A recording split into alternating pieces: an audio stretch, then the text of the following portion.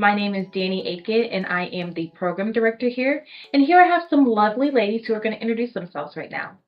My name is Christina Coffey. I'm an APC here at Georgetown Behavioral. I'm Isla Williams. I am also a CPRS here at GBHI.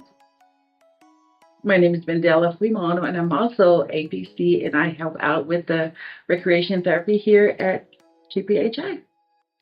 I am Crystal Robinson, the patient advocate, court liaison, and PI risk assistant here at GBHI. All right, so we are celebrating, you know what? We're celebrating Black History Month, you guys. Awesome. All right, so let's talk about what is the importance of promoting mental health in the Black community.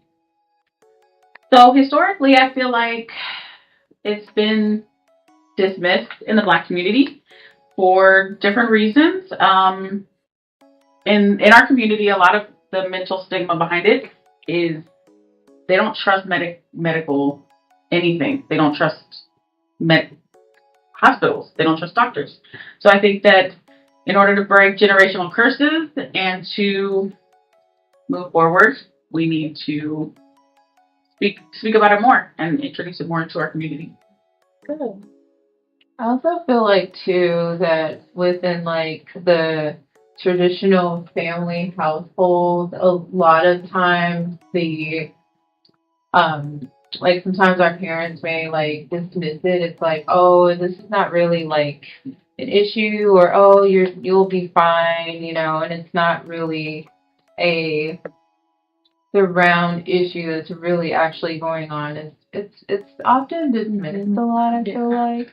So just acknowledging how important it is that yes, we have the same problems, we do experience mental health, but anybody else. And I agree.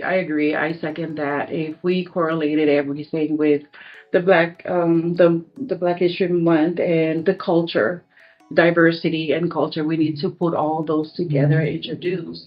What can we help? When it comes to mental health. Back then that even Polynesian Black history and Polynesian culture, we always believe in old remedies. But right now, we need to introduce, that we do have other options, other avenues to help the people with mental health, and that's where we come in, and to promote that, to let the population, let everybody know that we are here. We have other, that we can help. Yeah. Mm-hmm. Yeah, it's a big thing. Just looking back in time and how they see us to be strong and having to just push it to the side and not asking for help and just keeping everything just silent. And it's going back to the trust. It's like, who do we trust? Who can we open up to and be vulnerable with? And I think this is something that's truly not discussed. And so being able to have this panel and being able to discuss the importance of this is truly amazing. When I was younger, I come from a big family. I've seen my older siblings go through a lot, and so I think channeling in positivity was a big thing for me. I think that looking back at what my siblings experienced, I felt like, you know what, I have a choice to change the way I feel about things and how to uplift people, and I think that's who and what I've been doing my whole life. And so for me, it was having those older siblings and watching them go through, difficult and hard times and seeing that there wasn't a proper outcome for them, instead of like, hey, like I see what they're going through. I'm going to make this decision and try to turn it around into a positive light. And I've also had people model that for me. And so it was, if I didn't have those certain people or individuals in my life, I think it would have been tough. Mm-hmm. I think the wanting help is very important. Physically, men, I'll just speak out because I'm not a man, but man up. How many times have we heard man up? I feel like physically they're stronger, but mentally they need just as much help. So wanting the help and then speaking out about it. Also, too, feel like acknowledging that that there is an issue there, like making aware, having that self-awareness plays a really big role, and also being able to identify like who would be your support system, who would be someone that you can actually like go to and talk to.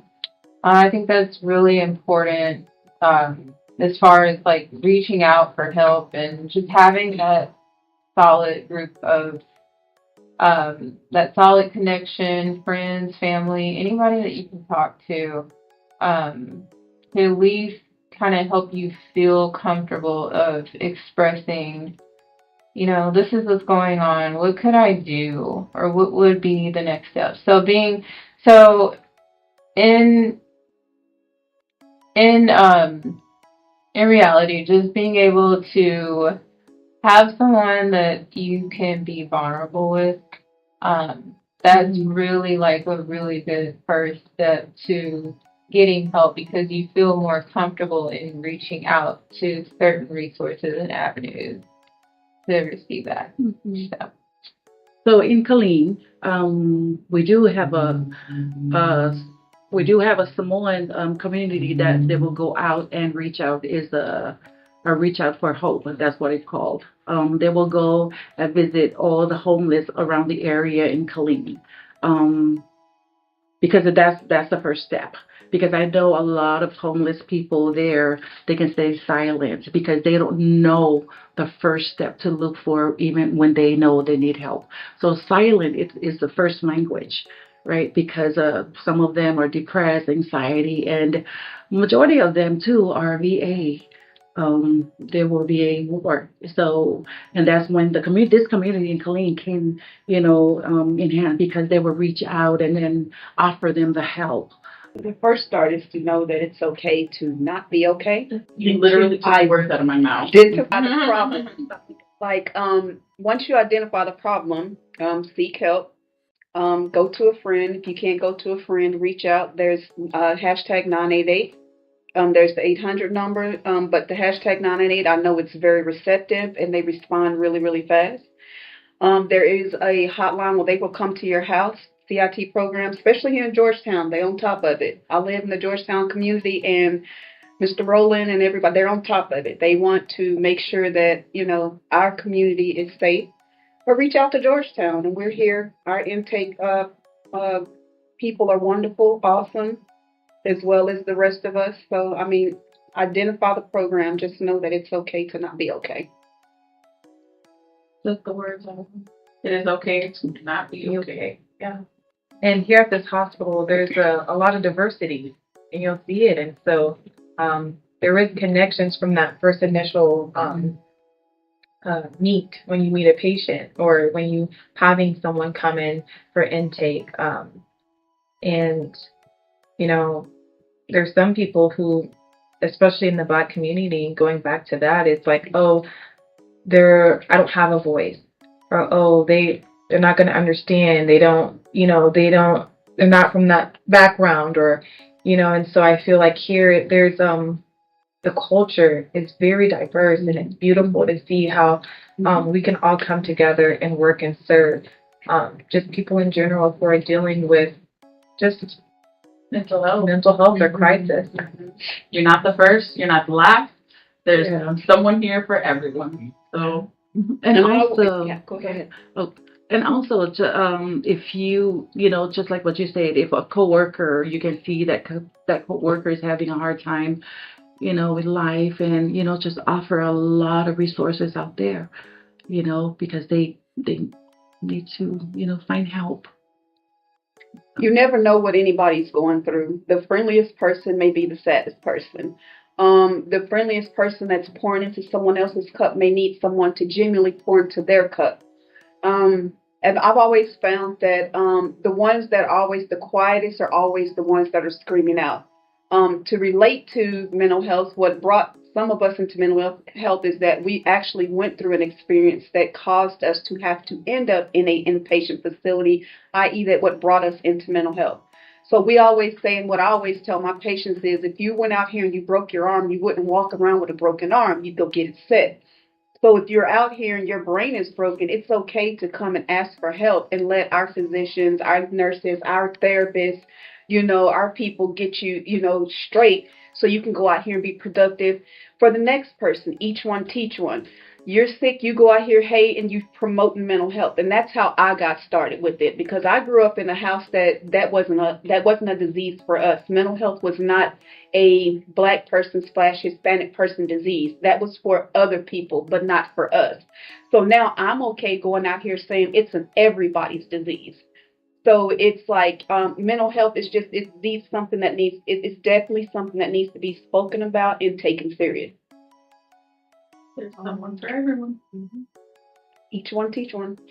And It's then, okay to not be okay. and then also you talk about mental health. When I do assessment with most of our patients, when they first got here, 24-hour, some of them say, I just want to get out of here. I don't want to be here. I don't belong here. This is a crazy house.